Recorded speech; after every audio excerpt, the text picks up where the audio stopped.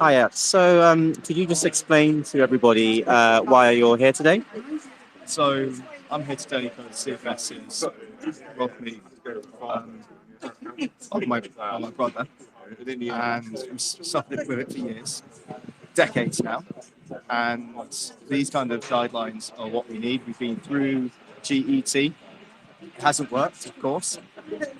Some people might have changed it, but for us it hasn't. And we need these guidelines in place. And the fact that it's so close and there's another barrier to get through, another disagreement, it's very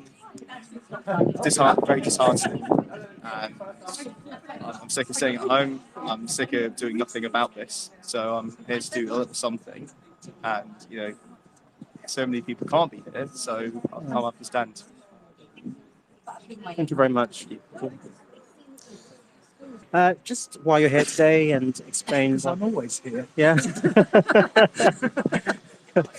Could you just explain to our viewers why you're here today? Well, I'm speaking as somebody who's suffered from a life-destroying condition, which is ME, myalgic encephalomyelitis. It's dictated, defined, and destroyed my entire life. And what I know empirically and from my own experience over 40 years is that the so-called treatments, cognitive behavioural therapy and graduated exercise therapy, are completely useless, completely discredited, and for the medical profession to insist that they are included in the guidelines is an absolute disgrace, and is purely based on their arrogance and vanity in not being prepared to admit that they're not able to help and don't know what to do to help people with this terrible life-destroying condition. Thank you very much. Thank you. Can I show you Yeah, sure. these lovely pictures here And from whilst this Facebook group, Parents of Children with ME? the previous Number one. guidelines, which are 2007, I mean, obviously, and they include graded exercise. One of the issues with children is parents accused of parenting, they get sent back to school, they get accused of fabricated and induced illness, they get child protection proceedings against them. So for children, it is a completely different legal situation with a lot of institutional threats against them. Thank you very much. Thank you. See that other picture there as well. This is from an exhibition we've been doing every year since 2018. Little bit we know. Thank you very much. Thank you. Hiya. Just would you like to explain to the viewers why you're here today?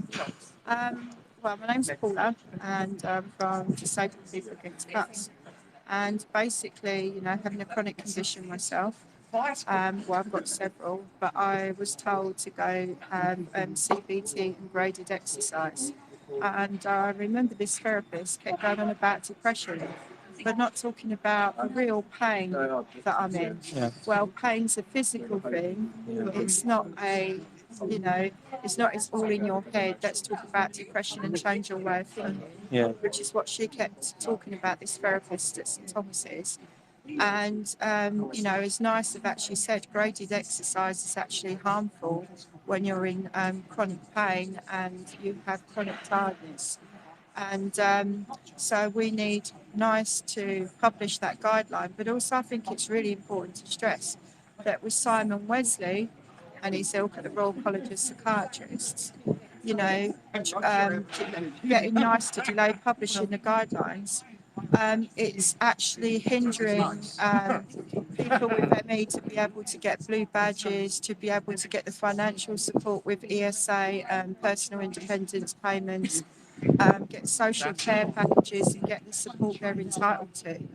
And, you know, there's millions who are, you know, missing and falling through the cracks of the system, who need the help and unable to get it because they think it's all in their head and it's not.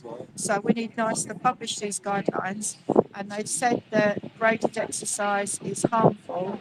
So, you know, put the guidelines out there, and let and the doctors, I think, have got to take patients seriously and with respect, and give the patient who's in a lot of pain and exhaustion the help they're entitled to and desperately need. Thank you very much. Thank you very much. Cheers. Thanks for that.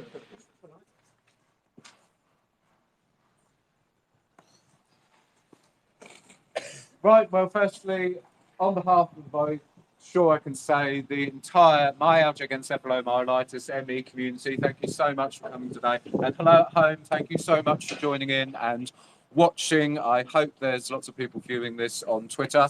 We are small in number, but have we got loud voices? We have. Excellent, good. So what we're going to do to start with, and you can do this at home if you want, wherever you are, in your bed, in your front room, join in with us. It'll be great, it'll be lovely. We're going to practice some chants to begin with, because the ME community isn't known, if you don't mind me saying, for its political protesting. We're quite polite a lot of the time, quite nice. And mine, Nicola's background, Nicola will be speaking shortly, is in political activism. So we're slightly more, how shall I put it?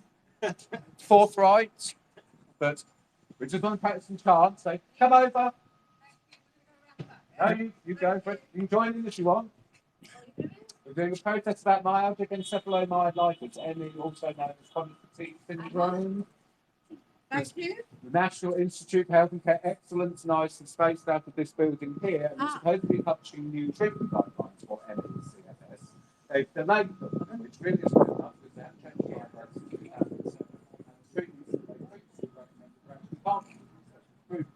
So they haven't stopped doing these treatments yet. They want to hurry up, publish new guidelines, make sure that people with ME and CFS are safe.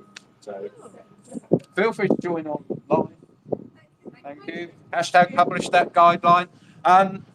Yes, so we're used to political activism here, Nicola. So we're going to do a couple of chants quickly. So when I say, what do we want? You say,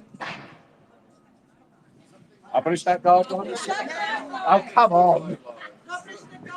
What do we want? Publish the guideline. When do we want it? Now. What do we want? Publish the guideline. When do we want it? Now. What do we want? Publish the guideline. When do we want it? Now. Okay, you're good. Lifetime to do with you. Right, so we'll do some of those throughout just to keep the momentum going. This is really for you guys at home, though, okay? So please keep tweeting in. Nicola will be sporadically checking the product collaboration on social media as well. I don't need to introduce ME and Pace Trial to any of you here today, really, do I? I think we all know the backstory. I think a lot of people watching at home, you'll know the backstory to this as well. But where are we at with this? Well, my reading as a journalist, that's what I do as a job by trade. Obviously, I'm involved in ME because of Nicola.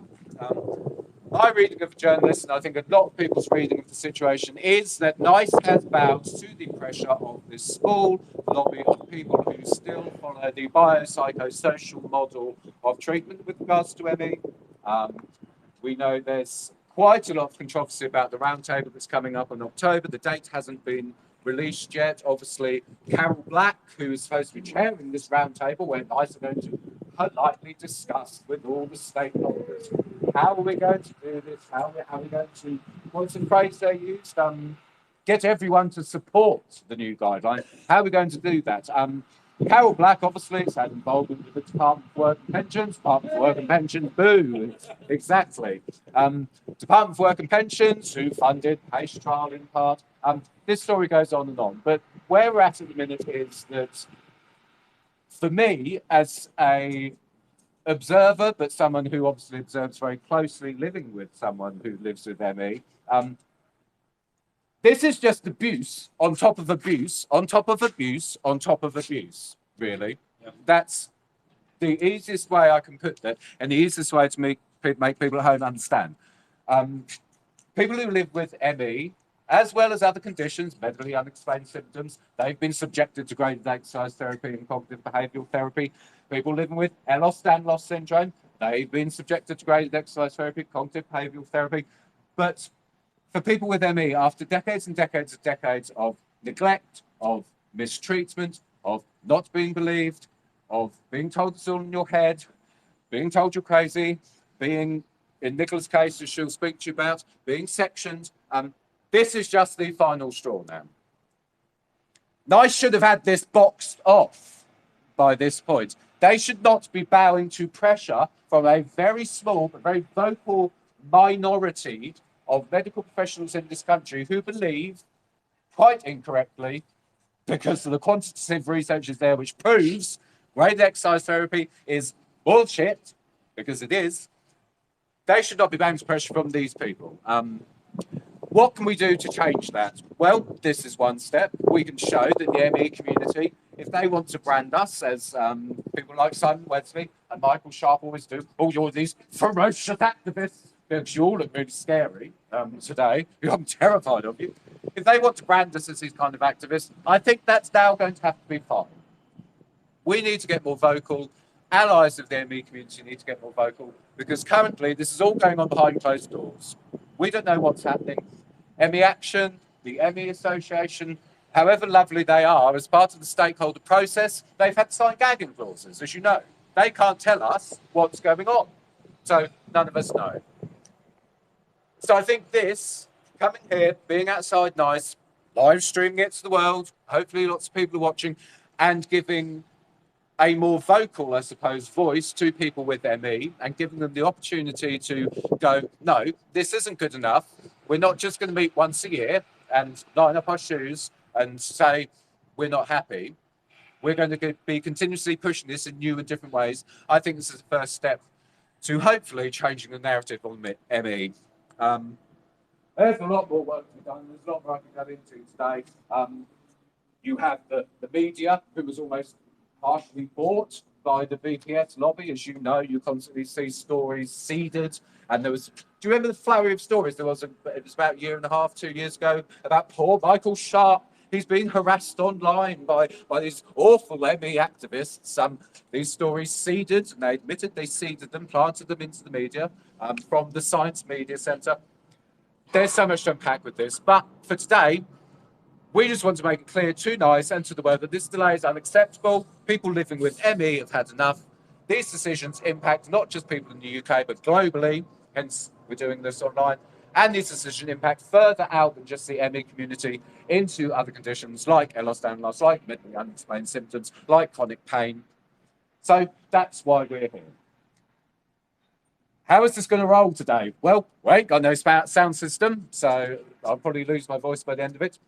What we're going to do, we're going to hear some stories from people who have sent them in. Thank you if you're watching at home. I'm going to try and get through as many of your stories and statements as I physically can. I wanted to play, I've got so many videos as well.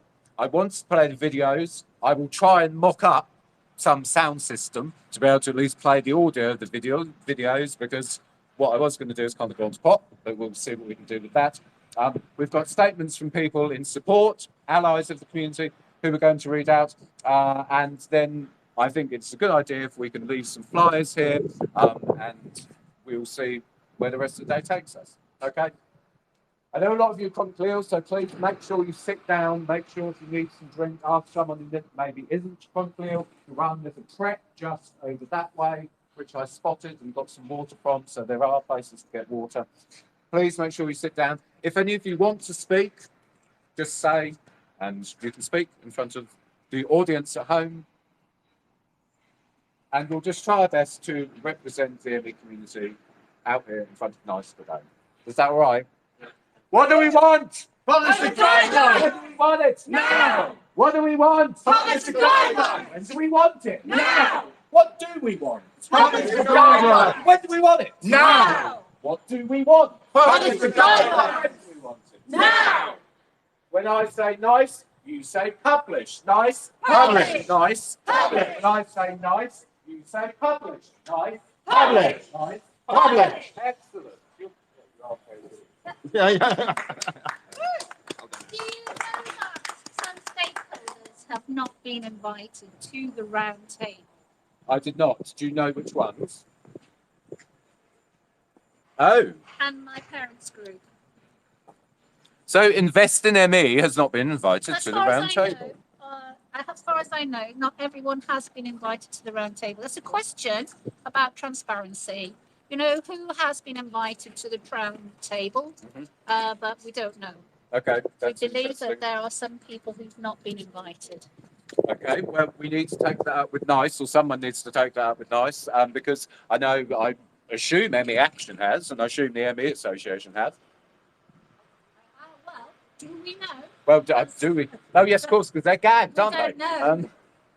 This is the ridiculousness of the situation we're in, actually, isn't it, really? That, well, have ME Action been invited to the round table? Well, we don't know, because they can't say because they've signed a game. Exactly. We don't know. Interesting. Thank you for that, Jane. It is. It could be this. It is social. I think, Nicola, it's important that you learn a bit about Nicola, obviously, because we've organised this protest. Nicola, the whole chronic collaboration was her idea. The protest was Dan White's idea. Hello, Dan. I assume you're watching at home. You better be watching, actually. This is your bloody idea for us to come down here and do this. So thank you to Dan for suggesting doing a protest. And obviously, because of his ME, we've taken the reins on it. But chronic collaboration is Nicola's baby. It's her idea. The logo was her idea. All of this is her idea. And you can get to know Nicola a bit while I have a drink of water. Nicola.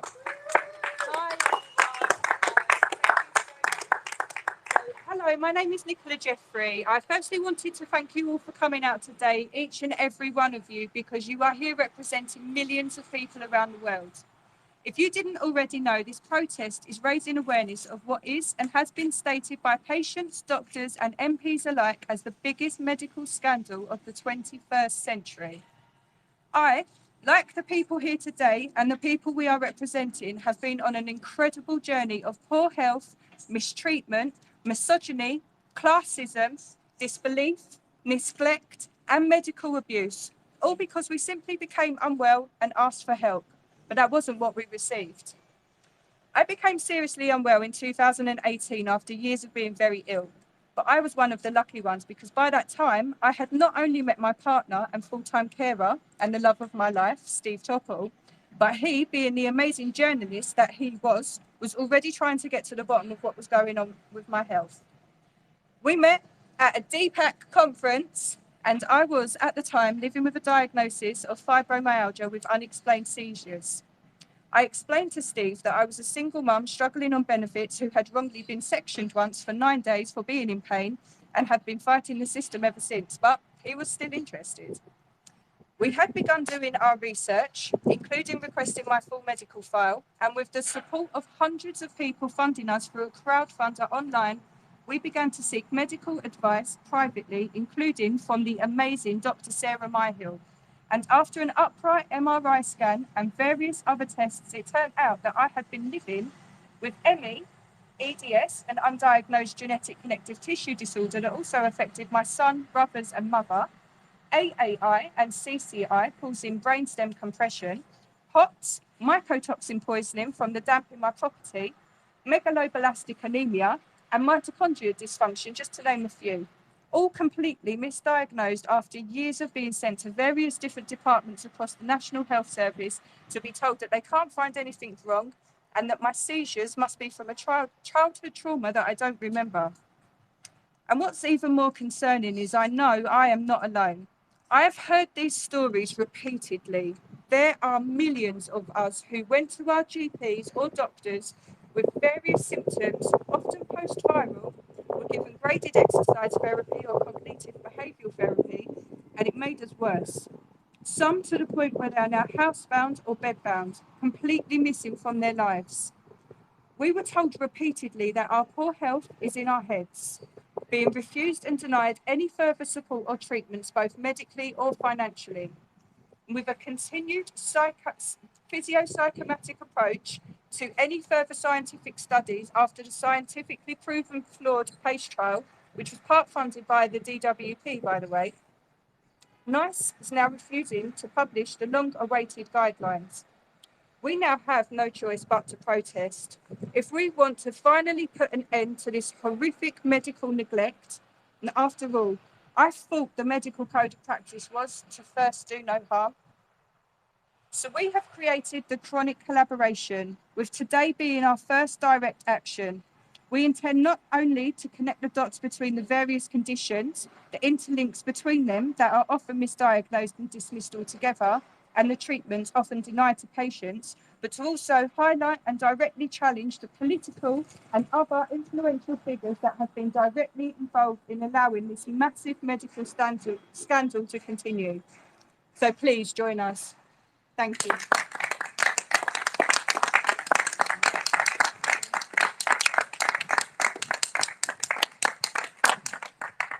Thank you, Nicola. I imagine Nicola spoke for a lot of you who are at home. Essentially, another aspect of the story of ME, for me, again, as an outsider, but also as a man, is rampant institutionalized misogyny. It litters and litters people's experiences of myalgic encephalomyelitis. I know in Nicola's case, as she said in the speech, at its worst, she was sectioned under the Mental Health Act for 9 days and put in a secure institution because they thought she was making her symptoms up.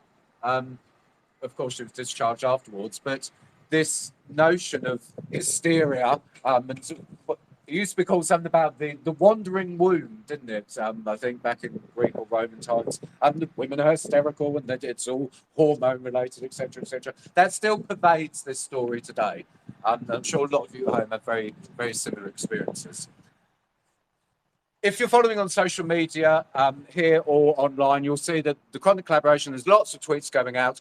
We received, I think, 108 photos from people all over the world, people from Australia, a lot of people from the UK, people from the US, people from Germany, people from the Netherlands, who wanted to be here but couldn't be here. These are all currently going out online. They're scheduled to go out across while this demonstration is going on. We've also got some videos going out as well. I just want to, just bear with me 1 second.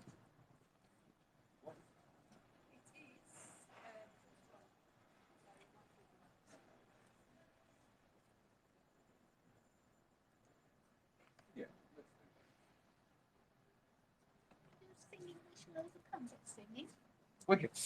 Oh, I haven't sung in years, darling. Good grief. That could be a challenge. We could try a bit of singing as well.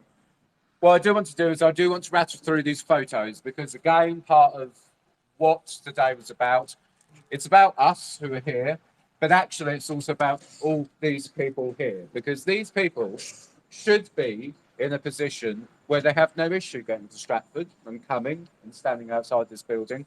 If the medical establishment and systems within it had done their jobs properly over the years and not given us graded exercise therapy and cognitive behavioural therapy, a lot of these people could have been here today. Research would have been done properly. We would have been further forward with understanding ME and therefore by default understanding how to treat it. But instead, all these people cannot make it, but they wanted to make it. So if you're happy, I would like to rattle through each of these individuals because they should have been here. And I think it's really important. I'm just going to read out their name, show their face to the people who are watching at home, and then we'll move on to the next step. Do you want to come up? Yeah. I'll just read and give to you. Okay, excellent. Zoe lives with ME, 31 years. Irene, ME, 33 years. Amy, sick with ME since 2015.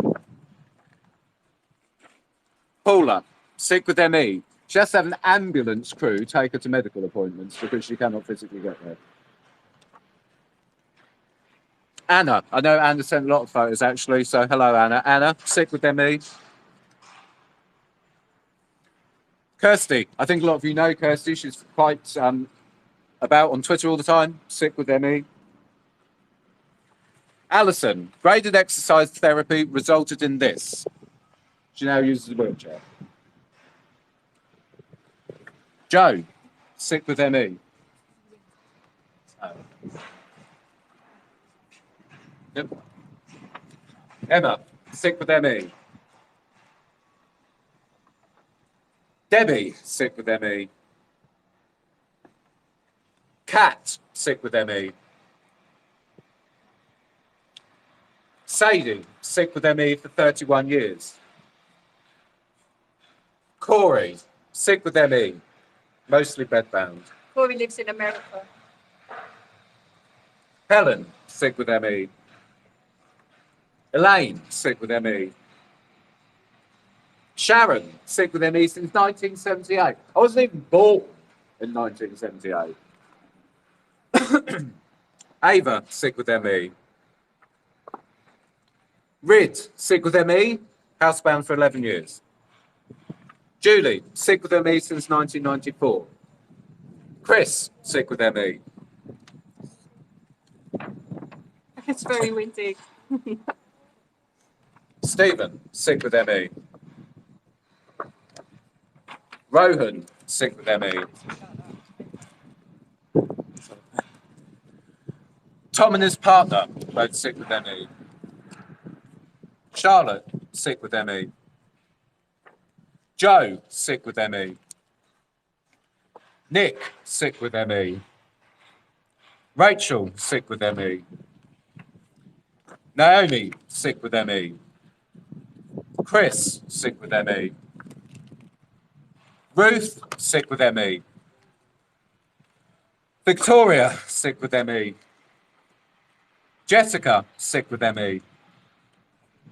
Alison, sick with ME, 37 years, and 1991 was when she was first given away with exercise therapy. That's how long this has been going on. 1991. A. Jansen from the Netherlands, sick with ME. Amy, sick with ME, also lives with chronic Lyme. Sally, sick with ME, who is also a carer for her husband. Sarah, sick with ME. Vivian, sick with ME. She's been stuck in bed for 15 months. Claire, sick with ME and long COVID. Jan, sick with ME. Helen, sick with ME. Bettina, sick with ME. Karen, sick with ME. Linda, sick with ME. Daisy, sick with ME. Amanda, sick with ME. M, sick with ME. And put those down before your little arms break. Janice, sick with ME. Jess, sick with ME. Katie and Donnock, both sick with ME, husband and wife. Julie, sick with ME for 23 years. Sue, sick with ME. Mark, sick with ME. Katie, sick with ME. Jane, sick with ME. Elvira, sick with ME. Laura, sick with ME. Phil, sick with ME. Joy, sick with ME for 37 years. Hazel, sick with ME. Phil, sick with ME. V. Cornelise, sick with ME. Tracy, sick with ME. Another Tracy, sick with ME. Lydia, sick with ME. Dorana, sick with ME. Lauren from the US, sick with ME. Louisa, sick with ME. Danny, sick with ME. Ruth, sick with ME. Bruno, sick with ME. Julia, sick with ME. Marsha, sick with ME for 21 years. Judith, sick with ME. Beverly, sick with ME. Monica, sick with ME. Hannah, sick with ME. Paul, sick with ME. Caroline, sick with ME. Roshan from Ireland, sick with ME. Jacko, sick with ME. Elia, sick with ME. Carol, sick with ME. Anne, sick with ME. Anil, sick with ME. Mary, sick with ME. Alexandra, sick with ME. Emma, sick with ME. Mike, sick with ME. Katie, sick with ME. Ellen, sick with ME. Ruth, sick with ME. Evelyn, sick with ME. Siobhan, sick with ME. Rachel, sick with ME. Betty, sick with ME. Judith, sick with ME. Tim, sick with ME. Charlotte, sick with ME. Joanne, sick with ME. Eleanor, sick with ME. Jace, sick with ME. Charlie, this really got me when I did this. Charlie, 12, when he got ME. Let's have a look for the.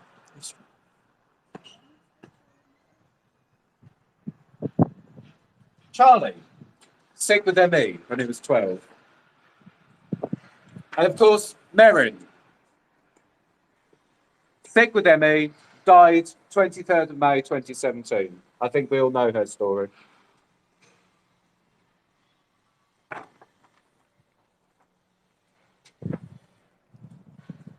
This is just the photos we got in a couple of days. And that's, I think there's 108 there, all in all. I have to say, I wasn't expecting actually even that response. I was quite overwhelmed by the number of photos that were coming through. But that's 108 people out of the 250,000, by the way, which is a nonsense figure for the UK. They say 250,000 people in the UK live with ME. We all know it's probably a lot higher than that. Out of the 65 million people worldwide living with ME, we all know it's a lot higher than that. That's just around 108 of them. We had a lot more messages as well, which I will read out. I'm just going to have a swig of water.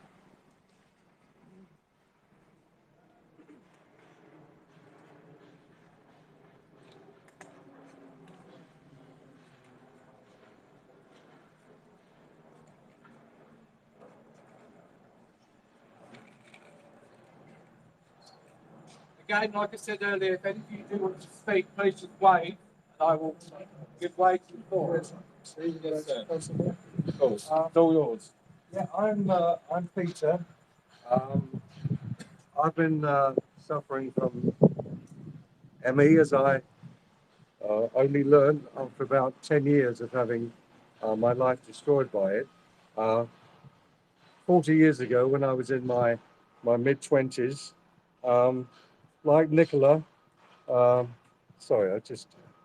been institutionalized on 3 separate occasions during those 40 years, simply because of a reluctance of medical professionals to accept there was anything remotely wrong with me, and my refusal to accept that.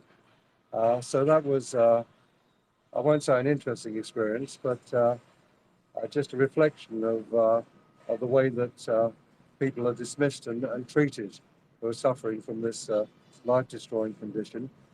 I have to say that I can only communicate in this way at the moment because I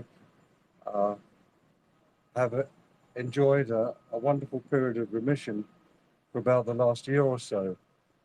But I'm not tempting fate by talking about it. I'm going to touch every piece of wood that's nearby because I know I could wake up tomorrow and things could be back to square one.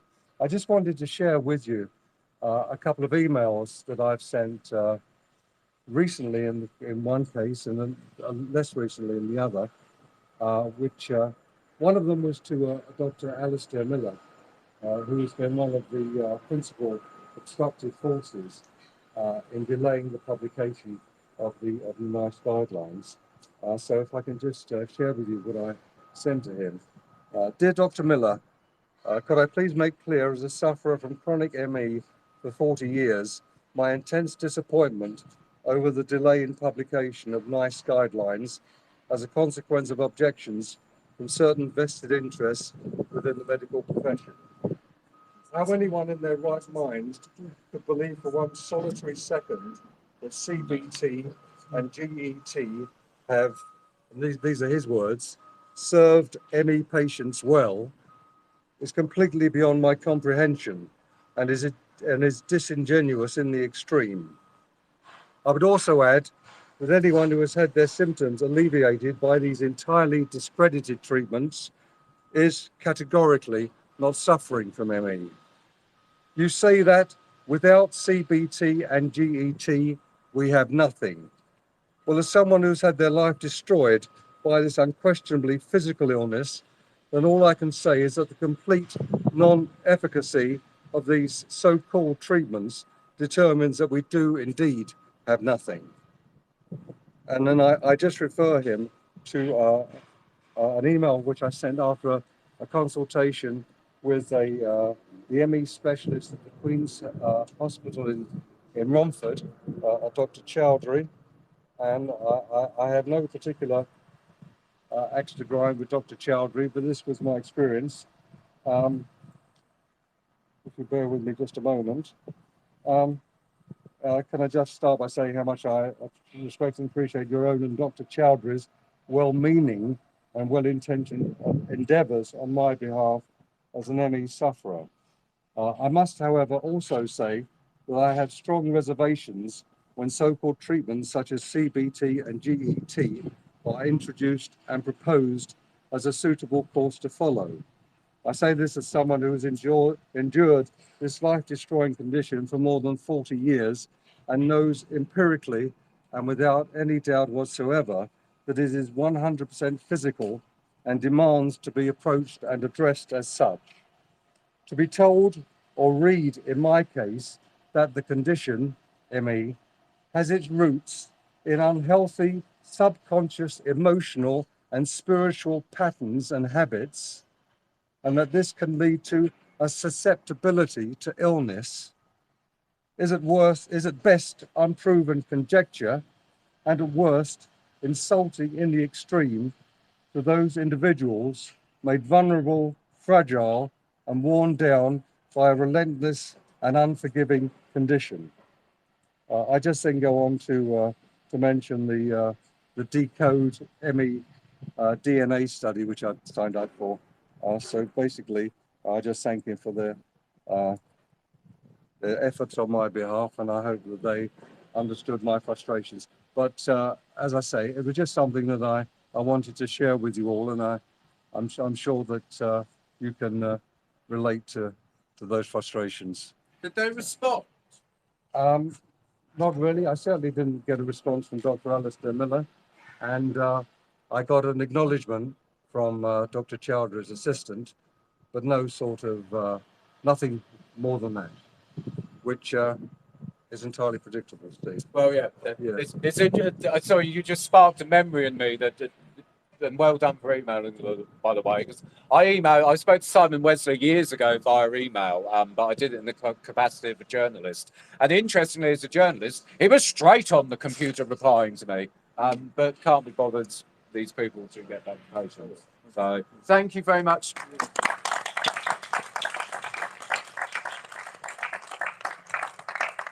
How are we all doing?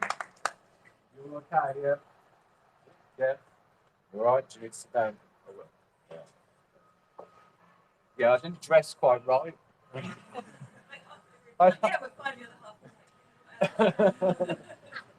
No, we're doing good. We're doing good. Look, we're here, and that's the main thing. So I want to rattle through some statements which have been sent in for us, again, because it's important, again, because it's all about inclusion and representing people who cannot be here. But also there has been some nice message support as well. So, you all right? Do you want to read out? No.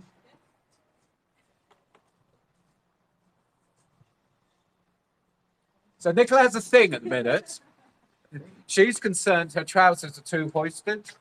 I keep trying to explain it's on trend. Oh, nice, I like them. It's a trend. It's to look like your parents can't afford your proper school trousers and halfway up your legs. Well, not everybody was around at the beginning of the 80s. But anyway. Okay, so we've also had a statement today from Debbie Abraham, who is the MP for Oldham East and Saddleworth and a member of the all-party parliamentary group on ME. So she has said to us, for far too long, people with ME and CFS have not been believed and placed on a NICE treatment regime that was ineffective. For some time, it made their condition worse. The new NICE guidelines were scheduled for publication earlier this month, giving hope to thousands. Now this has been delayed. Along with others, I call on NICE to publish these guidelines now. So that's from Debbie Abrahams.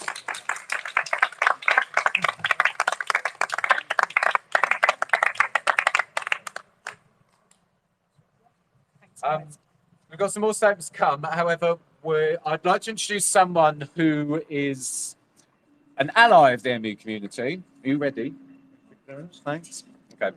So this lady is Paula Peters. Paula is one of the most prominent members of a campaign group called Disabled People Against Cuts. Disabled People Against Cuts, DPAC for short, are an extremely active group of disabled people and their allies. They don't do things by halves. I've been with DPAC back in 2016 when they blocked Westminster Bridge and brought Central London to a complete standstill over a UN investigation into what amounts to actually human rights breaches of disabled people in this country. Very famous UN investigation. If you know about it, you know about it. If you don't, so give a shout. I'll direct you to it. DPAC do direct action. They don't mess around. They blocked roads. They threw rubber balls at Boris Johnson once, didn't you? Balls to Boris with the protest, pelting him with balls. They've stormed Parliament, again, been with them on that, and blocked Parliament, so BBC had to cut the live feed of Parliament. They don't fuck around. But they get results. And the advancement of disability rights in this country has been hard won, but it's been won because people would not just stand idly by and go, oh, okay, we'll write a letter and we'll ask politely for it. You don't ask politely because, unfortunately, things are not given up without a fight sometimes. And disabled people and disability rights activists specifically know this. And Paula is at the forefront of 21st century disability rights activism, but she also has an acute understanding of what's gone on with PACE trial, having been subjected to graded exercise therapy herself. So I'm very pleased that she's offered to come down and speak to us. So Paula, it's all yours. Thank you. On behalf of Disabled People Against Cuts, solidarity to all of you out here today, but also to everyone online who haven't been able to get here today, who are seriously too unwell to get here. And people don't realise what it takes for us to get here as well. How long it would take us to rest for days afterwards once we've been to an event like this. And I can speak from personal experience. In 2015, I had a long battle with a rheumatologist. I was diagnosed with fibro back then. I have rheumatoid arthritis on top of that. But the rheumatologist at Guy's, and I don't know if any of you have been at Guy's Hospital, I was fobbed off. The best thing for you is to have cognitive behavioural therapy and to have graded exercise. You're a sensible person, you're engaged with it. I went along to see the therapist at the pain management clinic at St Thomas's. All she talked about was depression, that I needed to change my thinking. I said to her, I'm in pain, I'm in agony. Do you realise what it costs for me to get up here? I'm on pain medication for my pain. It's not in my head, it's a physical condition. All she talked about was depression, that I needed to alter my thinking. And NICE have actually said recently that graded exercise is actually harmful for people with chronic conditions. So this is a message to NICE. You're not being very nice by publishing those guidelines. And this is a message to you. Publish your guidelines and do it now. What do we want? Publish the guidelines. When do we want it? Now. What do we want? Publish the guidelines. When do we want it? Now. Yes. Paula's scary when she gets angry, by the way. But this is a message to Simon Wesley and the Royal College of Psychiatrists. And are you watching? While you have had a hand in NICE delaying their guidelines, you've had a hand in millions of people with chronic conditions not being able to get blue badges, not being able to get the support for personal independence payments and being turned down, not being able to get employment and support allowance and being turned down. It's a physical condition, Simon Wesley. Get it through up here. You need to alter your thinking, not us.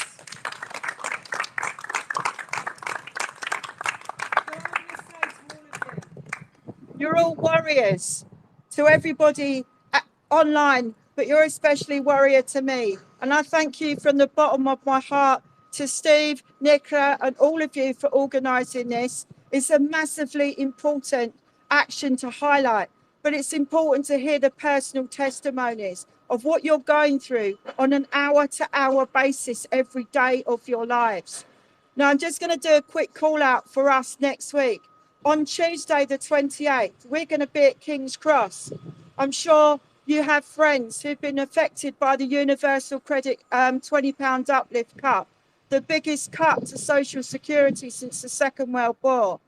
We're also highlighting legacy benefits, which people with ME actually are getting. I was one of those who didn't get the £20 uplift on legacy benefits, and I was shielding. There were 3 million disabled people shielding towards the end of the pandemic. Costs were rising, energy costs were rising, and that includes people with ME who couldn't afford to make those choices between heating and eating, going without food to make sure they had a stable diet. So this is a message to the government. And we're absolutely appalled to hear that the legacy benefit court case has been postponed. We were told there were no judges to hear the case next Tuesday. We're going to be at King's Cross at 11:30. Not only are we going to be talking about universal credit, legacy benefits, all of you, what you're going through here today, but we're highlighting the impact of what disabled people went through the pandemic. And it's important to stress that 2/5 of disabled people lost their lives due to the coronavirus pandemic. Decisions, bad decisions the government have made. So a message to Boris Johnson, and are you watching, Johnson? Be afraid, be very afraid. Because DPAC are back on our first direct action in 18 months. So we'll see you all on the streets. But all of you, keep fighting, keep highlighting the issues, and I promise you this, you've got DPAC support to do it. Love you all.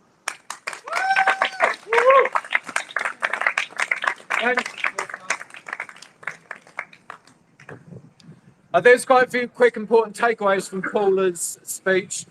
One of them is, hands up if you've heard of the social model of disability. Okay, some of you have, some of you haven't. Okay, so the social model of disability is it provides sort of notions and ideas around disability and how society should view it. Really, really long, quite complex. One of the most important parts of that is why we call disabled people, not people with disabilities. Because the social model of disability states that it's society that makes people disabled, and disabled people live with physical impairments. So when you hear the words disabled people, it's actually meaning the people who are disabled by society who then live with physical impairments. The reason I want to bring that up very briefly is because, therefore, by default, and this is kind of missing from the discourse around ME. People who live with ME are disabled people because it's society and medicine's lack of research and the agendas of the psychiatric lobby and so on and so forth that is disabling you. It's not that your impairment is always stopping you, while it does sometimes. It's society that's doing that. Therefore, I think there needs to be some movement in chronic illness generally being recognised as, well, they're disabled people. Because currently you have the chronic illness community and you have the disability community. These two communities, I think, need to merge because, as I said, social model of disability, you're disabled. If you live with ME, you are a disabled person. So I think that's quite important. It's something I want to bring up from Paul's speech. Okay, so I'm going to read out some statements that have been sent in to us. Okay, so first up, Hope for ME and Fibro Northern Ireland. Have we got there? Excellent. This was the statement from them. Thank you very much. Thank you, Paul. Excellent. So head for ME, Fibro, Northern Ireland. Hello, because I know you're watching. So I'm just going to read out what you very kindly wrote and sent in for us. So they say, on behalf of the estimated 7,500 ME patients in Northern Ireland, Hope for ME and Fibro Northern Ireland charities entirely run by volunteer patients and supported by our family members. Our 10-year campaign for a specialist ME clinic has thus produced nothing. Leeds commissioners have attended our educational conferences since 2011, and in 2017, after yet again witnessing presentations from some of the world's leading researchers and clinicians, the chair of the Health and Social Care Board pledged to issue a caution on graded exercise therapy to every single GP surgery in Northern Ireland. You know where this is going. 1 year later, and many emails later, asking why this pledge was not fulfilled, we were then told that the Health and Social Care Board Northern Ireland did not have the authority to do so. So, Leeds Health Commissioners saw the science, saw the potential for harms from recommending GET to ME patients, made a pledge to act to protect patients, yet some, quote marks, higher power stopped them. When asked who would have the authority to protect ME patients, we were told they didn't know. An ME clinic was promised for Northern Ireland in 2018 and 2020. Twice a post for a ME clinical lead was advertised, twice suitable candidates applied, twice ME clinic was abandoned because of the failures of the Health and Social Care Board. So, dear NICE, please just publish that guideline, and I get the exasperation from the writing there. Please just publish that guideline. So thank you, Hope for ME and Fibro Northern Ireland, for your statement. And thanks for the banner. The lovely lady from them whipped this out on Friday by first class post special delivery to us. So we're really pleased to have that there. I think it's a very good visual representation, actually. I really like this. Totting up the years that people have lost from ME. I think it's excellent. So thank you for that.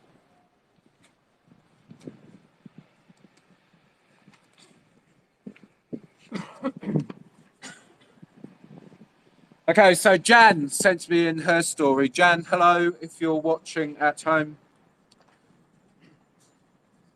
Jan said, I developed ME at age 5 and have been severely ill with it since age 9. I'm now 34. My life has been a nightmare because the biopsychosocial ideology and GET dominated the mindset of the educational, medical and social service professionals that surrounded me, and also negatively influenced members of my family. At age 7, the local authority accepted that I was gifted after receiving an educational psychologist's report. I'm now a member of Mensa. Sorry, can I just say, actually, I haven't actually read any of these, so I'm reading these off the cuff, so apologise for any stutters or surprises that I might come across. Member of Mensa. So yes, Jan, member of Mensa. I was issued with an NHS wheelchair to use at secondary school, but I had a very hostile head teacher who did not accept that I was ill, refused to install ramps and expected me to walk up 2 flights of stairs to reach my form room. During a harrowing multidisciplinary meeting, the head teacher harangued us. At the end of it, my mother begged my paediatrician to help me, but she replied, she is strong enough, she will cope, and walked out. My social worker then banned me from attending meetings being held to discuss my provision on the grounds that the meeting had abused me, but meetings cannot abuse people, only the professionals attending the meeting could do that. Jan goes on to talk about that she met with Dr. Nigel Spate in year 10 when he issued a report stating that I was so ill that I should never have been expected to attend school and I should be educated at home. However, the head teacher told the local authority's medical tuition tutor to urge me into attending school more. When I was in year 11, my local authority ignored the government's inclusive schooling statutory guidance and banned me from studying for exams because I had ME. This is someone with Mensa. The local authority held a secret meeting at which they discussed ways to stop us fighting for my rights, including taking me into care and warning off my mother. With Dr. Nigel Spite's support, we won a SEND tribunal, but the local authority ignored the tribunal ruling and withheld the examination textbook I needed for a year. I now have a master's in education. Yeah, go on, Jan.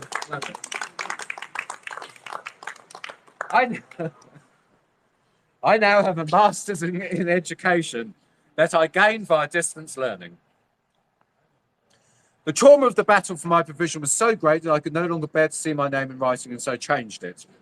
At age 19, after a decade of severe ME, paediatrician Dr. Esther Crawley was sent out to me without my request. She acknowledged my severe ME and unrealistically claimed that GET could cure me in a matter of months, as it had her severe ME paediatric patients. Her reports then negatively influenced all those who read it, as they believed that I could get rapidly better, but only if I did GET. I was initially refused DLA, even though I required 24/7 care, because a DWP medical officer thought that GET would solve my disability.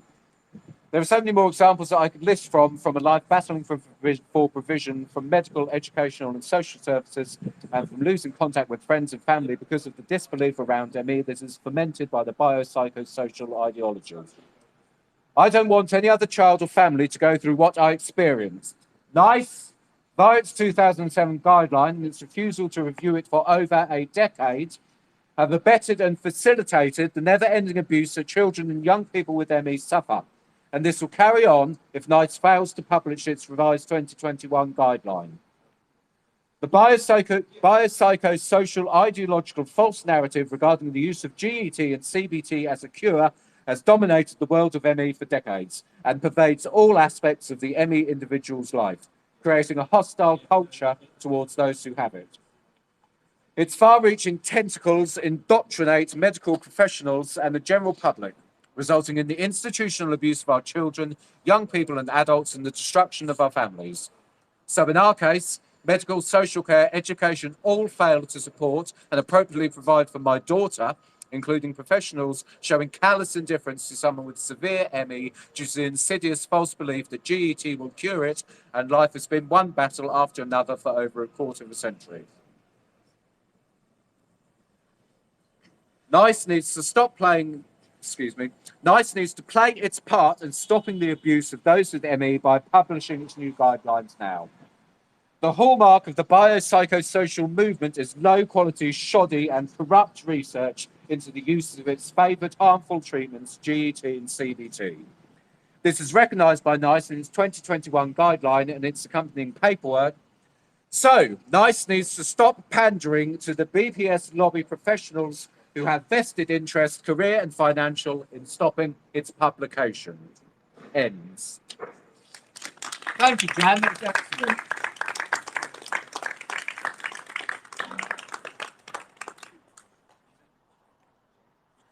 I'd now like to read something out from Emma Armstrong Clark. Hello, Emma. I'm not able to join you all today, but thank you to those of you who are here fighting for us all. How inhumane and unfair that poorly people are having to struggle like this and potentially make themselves sicker by doing so. Shame on you, NICE. I am a person with ME. I am a mother, a wife, a sister and daughter, and this disease continues to have a devastating impact on me as well as my whole family. I'm also a mental health nurse, though. Well, that's an unlikely turn of events. Good grief, okay. I'm a mental... Sorry, Emma, you've thrown me there. I'm a mental health nurse, though, but I'm unlikely to work again in such a position due to my ongoing ill health and the lack of help or effective treatments for this disease. After the release of NICE's much improved draft guidelines, people amassed hope that the perception of their disease was going to change. NICE's ongoing and reprehensible delaying behaviour in publication of the updated guidelines for ME is appalling, and confidence in NICE is now massively undermined on a global level. I'm truly saddened that when we were so close to changing guidance and a shift in perceptions of this condition by the medical community, NICE have continued to procrastinate and make nonsensical excuses for the ongoing delay. Clinicians who refuse to implement the new guidelines should be struck off.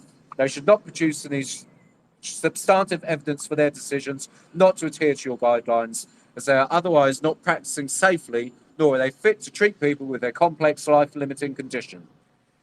It's impossible to reconcile irreconcilable opposing viewpoints. The current guidelines are ineffective, inadequate and unsafe. Doctors are still referring to CBT and GET because they remain part of the guidelines. People with ME are suffering a huge disadvantage at not having any clear, evidence-based, concise guidelines for their condition. This all continues to have significant consequences for patient care. Your credibility as NICE is presently deflated. You paused the guidelines cruelly with only hours to go before they were expected for publication. You have deviated from your normal protocols when producing guidelines. You have denied patients up-to-date safe recommendations and have thus perpetuated ongoing harms to the people you were supposed to help keep safe. You are propagating the institutional discrimination which has been held against ME patients for decades. You've been complicit in this by accommodating a different set of rules for one disease. The lack of transparency around your processes is blatant. You are shadily and unfairly blindingly involved organisations to, You are shadily and unfairly binding involved organisations to confidentiality clauses, which is further fueling global confusion and anger. You are supposed to protect us from harm. Your ongoing unacceptable delay is ethically wrong and will likely lead to primary and secondary harms to many patients and their families. This whole situation has now reached diabolical incompetence. You have allowed the situation to become political rather than medical, and you are acting far from neutral. You are now obliged to publish your draft as the new guidelines and as an interim measure while further biomedically informed improvements are made. Remove the pause on your publication and request that the medical community refer to these guidelines with immediate effect. You have failed this group of patients for too long now. Please do the right thing, NICE. Help us as you should have been doing. Goodness, she didn't hold back. Emma, thank you so much for that. What do we want? Publish the guidelines! Now! That was excellent, Emma. Very, very, very good indeed. Yeah, it's really interesting point. How many of you have seen the final guidelines? Have you seen the link? The draft, the final draft. Yeah, everyone's got. Yeah, the final leak is really interesting. Very interesting, NICE. Because of course, if you haven't seen it, what the final leak does at the end of the guidelines are NICE's explanatory notes to why it's come to the decisions it's come to. And one of the standout things for me as a journalist, when I wrote on the publication of these leaked final draft guidelines, was that the original draft they published in November only referred to qualitative evidence for GET being harmful. That is, qualitative evidence is anecdotal stories from patients, anecdotal stories from medical professionals, stories, what patients' feedback and what organisations, advocacy groups fed back to NICE. When we got the finalised draft guidelines leaked, what the end section said for graded exercise therapy is that the qualitative evidence, patient-reported, advocacy group-reported evidence, was that GET caused harm. It's also put in there is quantitative evidence that GET does harm. Quantitative being research, data-led evidence, not what a group of patients say, not what advocacy groups say, not what doctors say. Scientific research proves GET causes harm. That's what had changed for me as a standout in that finalised version. And for me, I think that's why they had to retract it. Because once you start getting into the realms of quantitative research, proven data-led scientific research, and NICE putting on paper that graded exercise therapy quantitatively proves harm, that opens the floodgates for clinicians possibly being sued. Because this is, you know, as well as I do, this ain't new research. This was going on 2016. Re-evaluations of post-trial came out. This is old research that's been sat on, and it's taken till 2021 August for a leak of NICE guidelines to come out saying, oh yeah, well, there is this like scientific research, isn't there, which proves GET is harmful. It's been around for 5 years.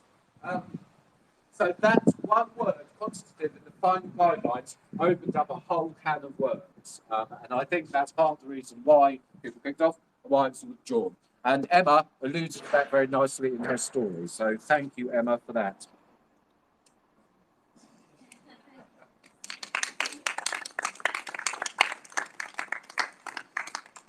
Would anyone else like to say anything? Would anyone like to tell their story? Paul? Okay, this is Paul. Lovely man, known him for a few years now.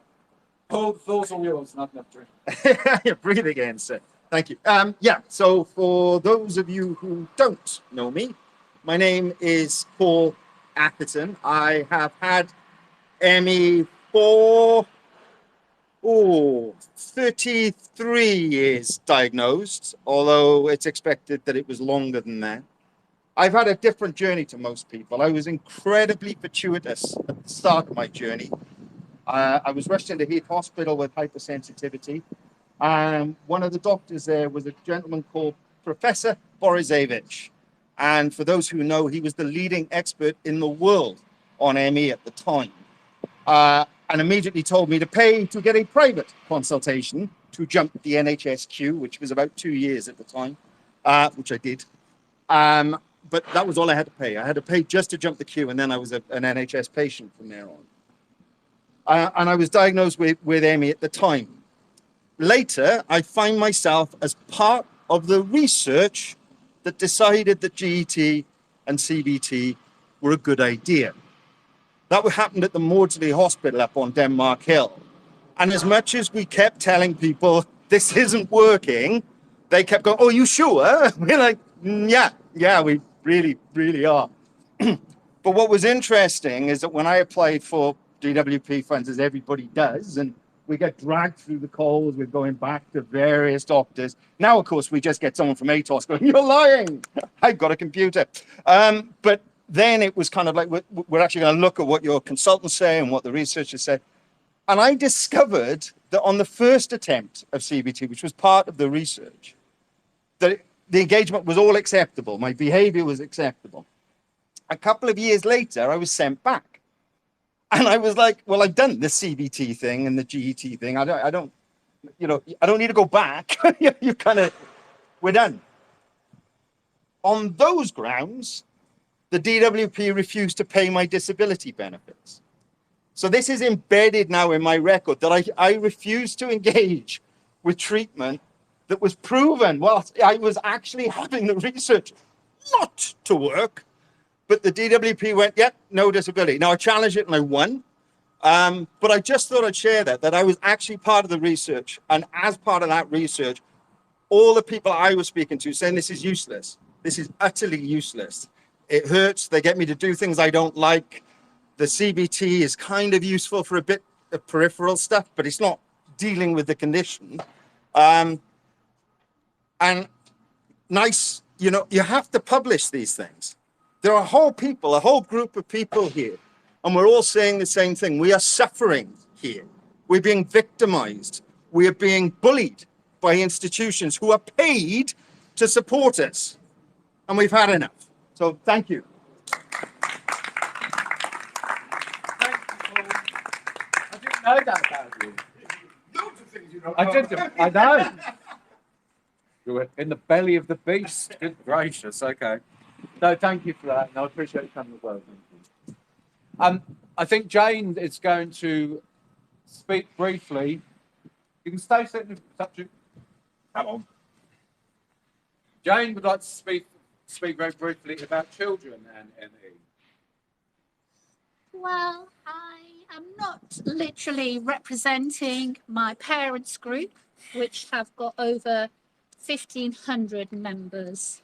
But I would like to speak up as an individual from that group to say hi to them all and to say that when you have a child with ME, you as a parent are now having to engage with quite severe institutional challenges.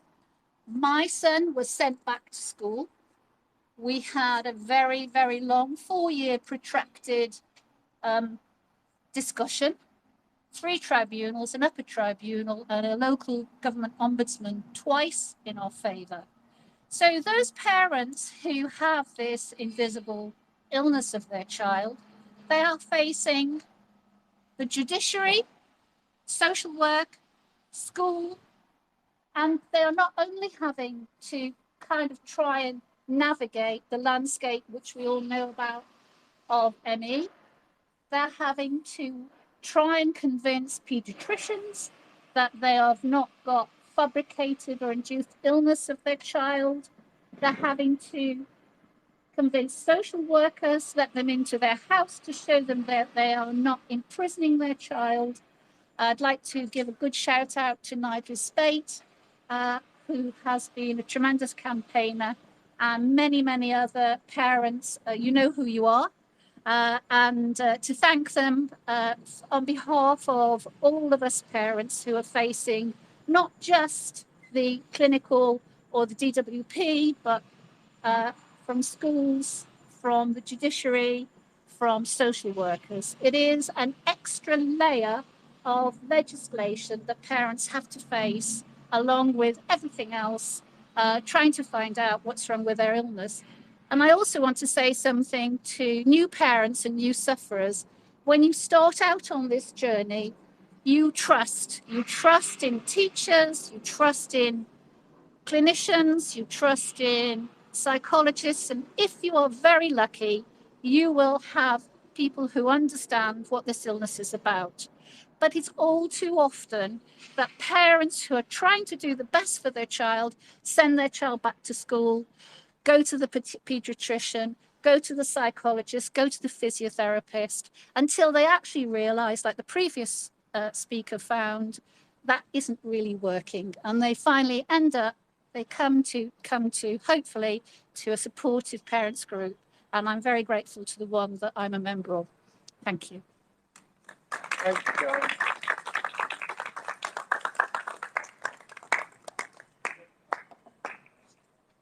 Okay, so I want to read out a few more messages from people.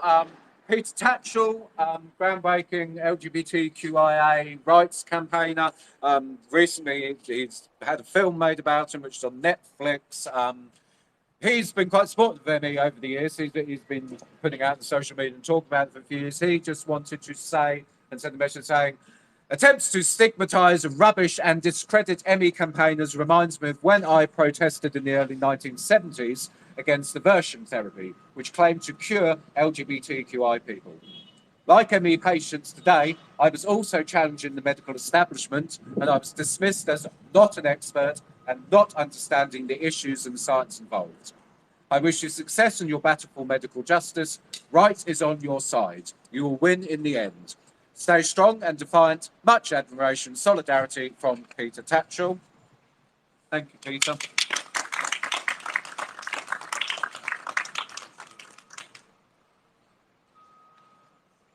I bugged George Monbiot's ass.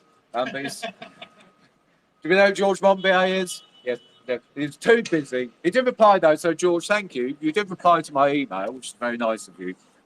But he was too busy he would have come, but he was too busy apparently.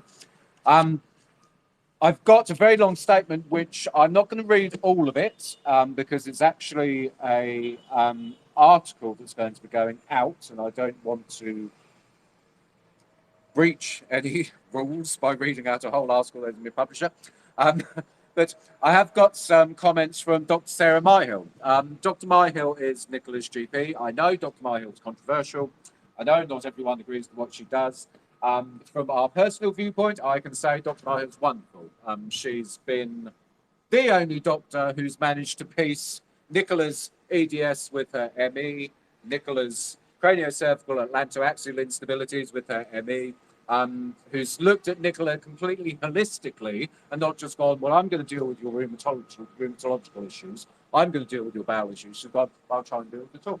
So I know Myhill's controversial. We found her excellent, really helpful, and a godsend, quite frankly. I just want to read out a couple of bits of this article she's written because it's important to, she said, made some important points in here as well. This one's addressed directly to NICE, excuse me. All institutions become self-serving. That may be of little consequence for dull administrative matters, but when it involves those custodians of medical standards who purport to put patients first, it suddenly becomes very serious. And as we know, this situation is now very serious.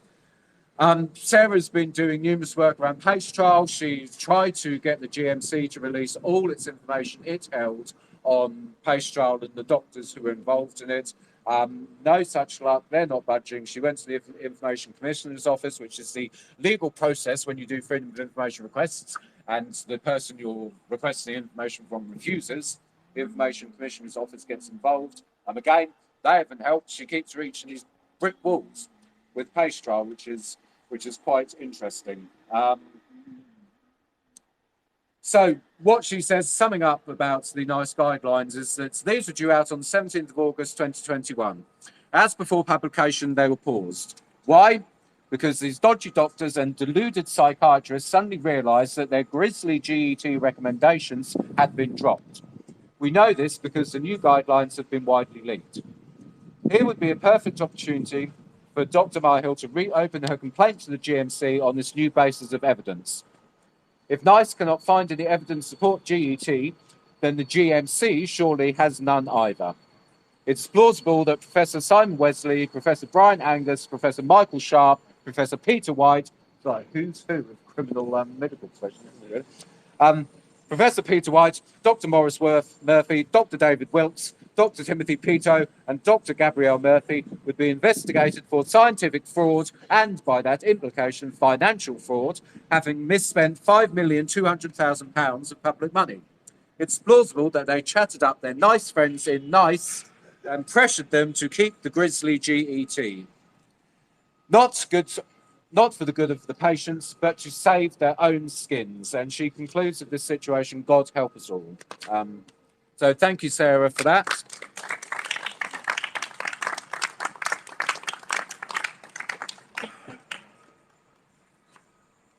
If Dr. Myhill is nothing, she has a way with words.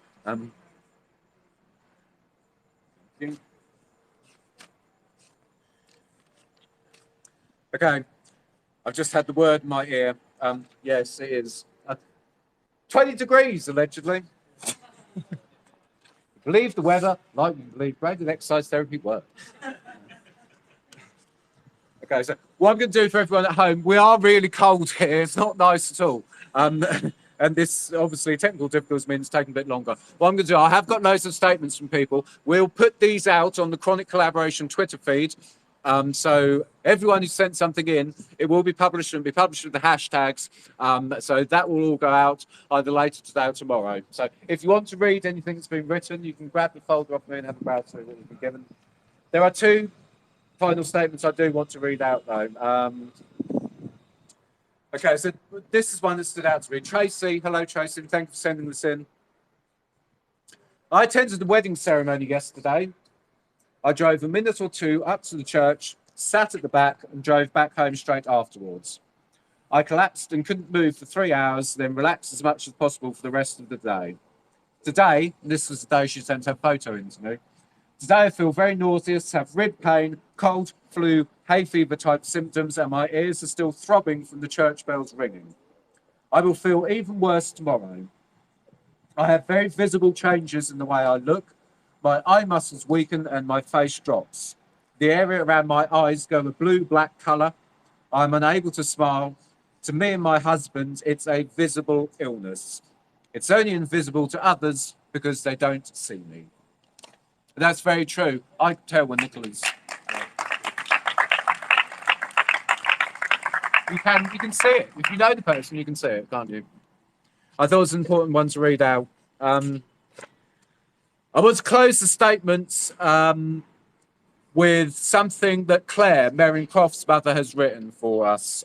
She got in touch and wanted something to be said today. As I said, Marion Croft, you don't know, was the only second person in the UK to have ME put on her death certificate. She died in 2017. Marion's mother, Claire, says, patients with ME have been neglected and abandoned for too long. The science is clear that ME is a physical illness and that the old guidelines are harmful. It's imperative NICE release their guidelines immediately to prevent further harm. As long as patients with ME are not given the correct advice, harm will continue. I look at the progress of Marion's illness and see all the points along the way where, if the new guidelines were in place, further deterioration could have been prevented.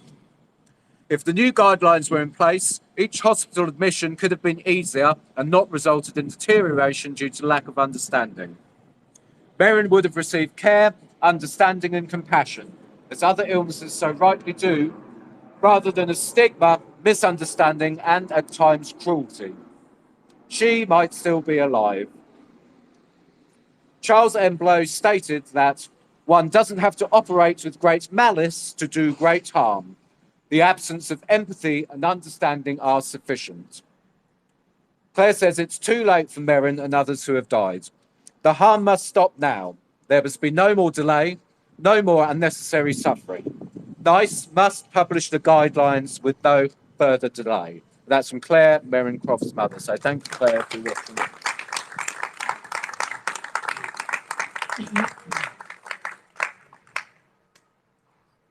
As I say, all the statements have been ready to go online. There's photos online already. There's some of the videos are online as ready. I know you're freezing.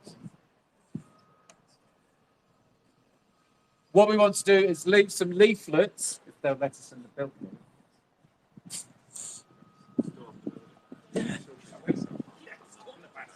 Very slow. Someone suggested we storm the building very slowly, he said afterwards. Now, storming the building is quite usual for us. I'm not sure there's necessarily the right circumstance for that. I think we should leave some leaflets. We also got some chalk, if anyone wants to write a message to NICE on the pavement outside. People, when they leave work, can see. I don't want people to rush off because I'd like to have a sort of quieter chat if anyone's got any ideas of what we can do next, because this has kind of been, this is quite last minute. Obviously, Nicola lives with a chronic illness. I work, and so we've kind of thrown this together as something to do. But obviously, hello.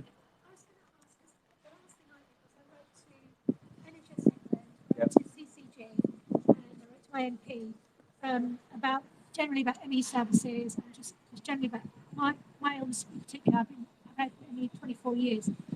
We've only got an acknowledgement from NHS England because National Lee wrote to them and they acknowledged it. And everything after that they've not responded.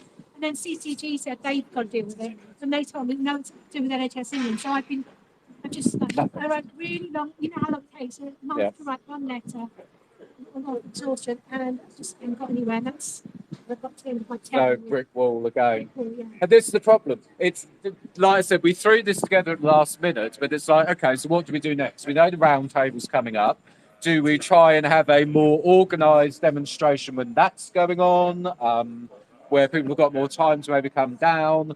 Because we've got ME Action gagged, ME Association gagged, Forward NE gagged. I know there's an organisation called Chronic Illness Inclusion, which has been quite vocal about what's going on at the minute. There's more umbrella organisation. If you have ideas, either shout now or drop it in an email to us. We'll have a think about where we go next with this. But as I say, we just wanted to represent, hello, everyone at home today, here, just to show that, well, this is how you do being an ally. I don't live with a chronic illness, therefore I can organise this. And try and work on building a movement of allies as well as trying to mobilise people with ME more than maybe we have been in the past. Could I make just one small point? Hi, I'm Adam. Just on that, I was thinking it's becoming increasingly clear that, you know, MECFS has all these sister illnesses, and that I'm sure in the way that now we talk about cancer and that's actually 100 different illnesses, you know, hopefully the time will come when people talk about fibromyalgia and CFS and Gulf War illnesses, variants of the same thing. But I think from an advocacy point of view, the more we can pull people from who might feel that they don't fall under the MECFS banner in, the better. Yep. Because numbers count at the end of the day. And when you start adding up the total number of patients, when you start putting in all those illnesses, which, you know, the research already exists linking all these illnesses.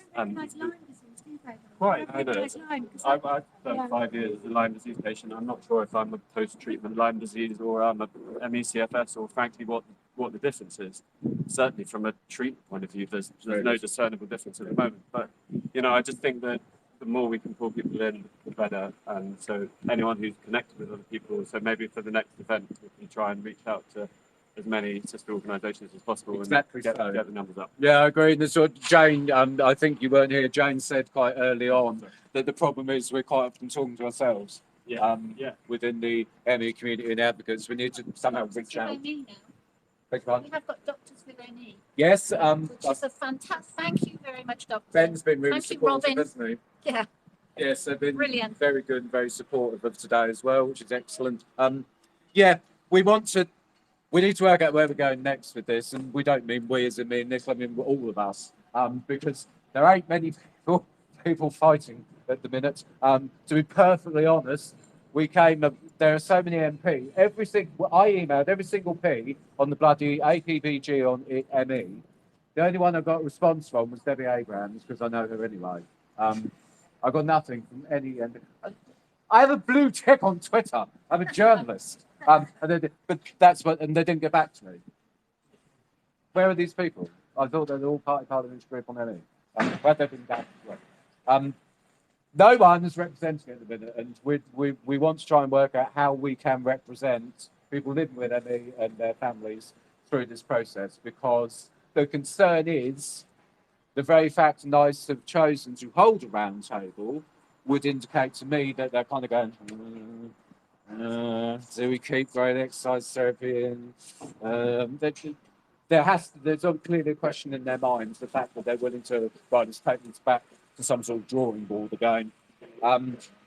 So please, if you have any ideas of what we can do we have another protest to try and get more people this time, because it's going to be a bit longer notice outside the round table? Do we do some more online stuff? I agree with you. We need to incorporate people from other communities into this. Please just shout us, email us, whatever, get in touch. I think we should at least try and get inside and give them some leaflets to show that we've been here. As I say, we've got some chalk if anyone wants to write a message. But unless anyone else has got anything to say, Nicola? Thanks. I do really appreciate you coming. I know how difficult it is. Nicola is all right at the minute. Very aching. Okay.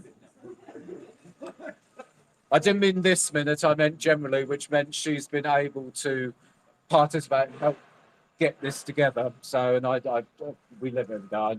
I don't need to tell you that I understand. We live it. So I do appreciate you coming. So thank you very much. It is appreciated.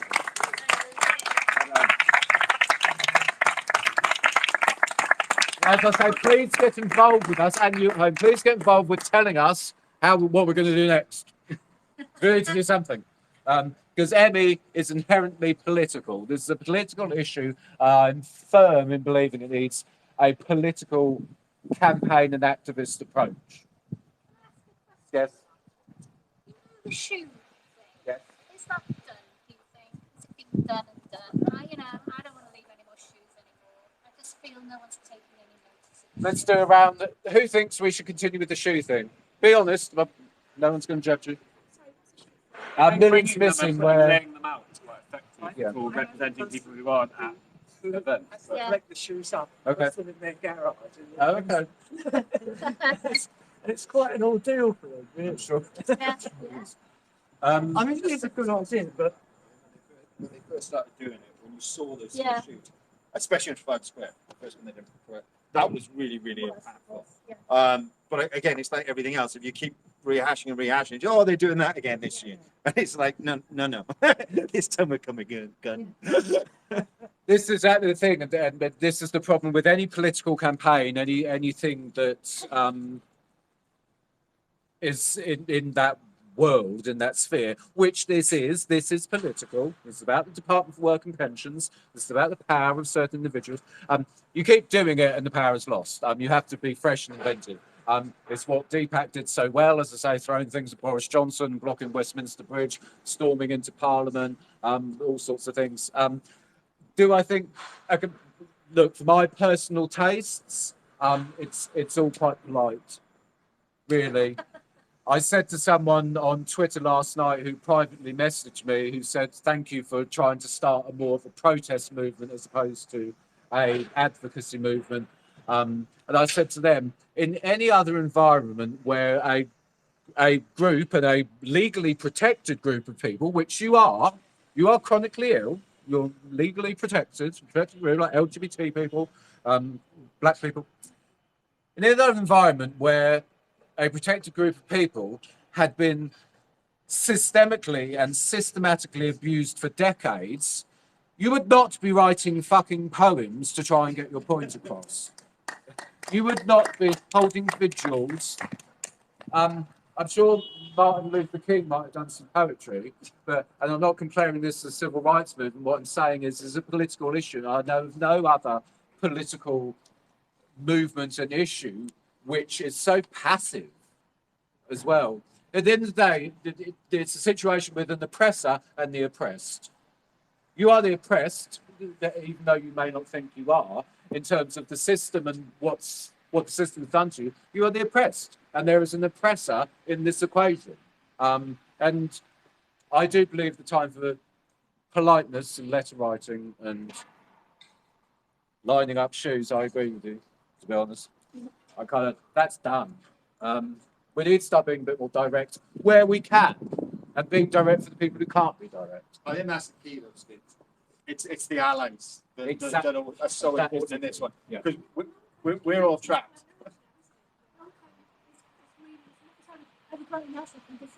Especially it's 500,000, I think, yes. The numbers. So they must be the nearest, because there's an overlap of symptoms. That must be the next community I think you want to join with, yeah? That would be the next. Yeah, completely agree. This is some of us are saying at the start, this is a pristine moment for ME here because of the pandemic, because of long COVID. We have got a golden opportunity to finally crack this nut once and for all, because the world is watching, effectively.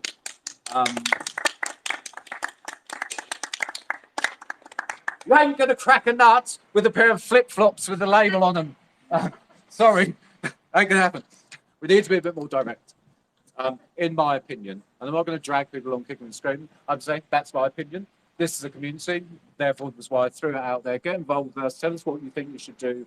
Throw ideas at us, and we'll try and keep organising things. So I'm going to shut up now because I'm cold. And if I'm cold, the rest of you must be fruits. So thank you very much for coming. Thank you for watching at home. See what happens at the round table.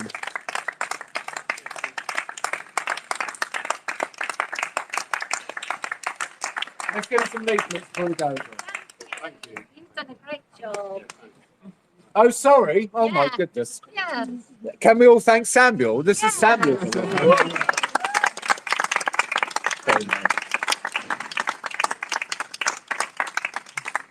This Samuel did this very last minute, so thank you. And we're going to, we're interviewing Ken Loach on Wednesday, my day job.